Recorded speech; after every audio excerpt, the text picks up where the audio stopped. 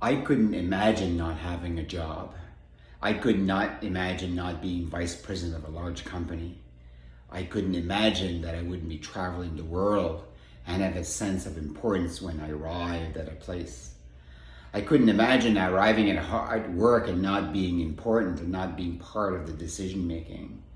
I couldn't imagine not driving my Porsche until I got fired. And that's what life does.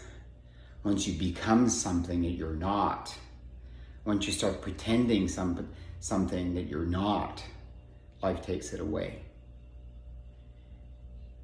And I learned a lot the hard way that the best way to keep something that you value is to let it go.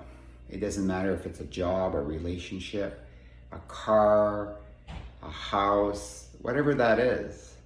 These are not things that are you. They don't own you and you don't own them. They are a gift from the world, from your life. They are not you. Because if you're stripped away from those things, then who'd you become? And I have to ask myself that question when I lost my job. Who was I without my job? And I was lost. I was so sad. I was so depressed. Because I thought I was all those things. And actually, I wasn't. These were all pretenses. I wasn't the relationships, I wasn't the job, I wasn't the car, I wasn't the income. I was somebody different. I was me. And I started to look at what I stood for, what were my values, what keeps me up in the morning, what do I love to do? And I started to let go of the things that defined me in order to find myself.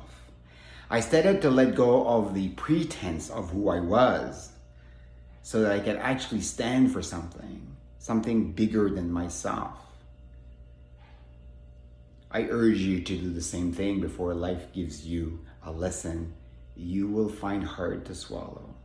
Being in relationships, or being with things, material things, or things that you do, your job, your pastime, whatever that is, life will take it away in order to teach you that you are not those things. Doesn't matter what it is. If you love playing hockey, you'll soon won't be able to. I remember my dad, his last years of his life, he loved golfing. And when he couldn't golf anymore because of his health, it's like something ripped out of him. He was golf. It had defined him, the social aspect of it. The best way not to be taken away by life is to accept that these things are not us. These things do not define who we are. These are just pretensions, pretending things. You're much deeper than that. So whatever you have that you're holding on to, that you think you can't live without, imagine not having it and see what happens. Imagine you living a life that you can find yourself before you can actually pretend to be somebody else.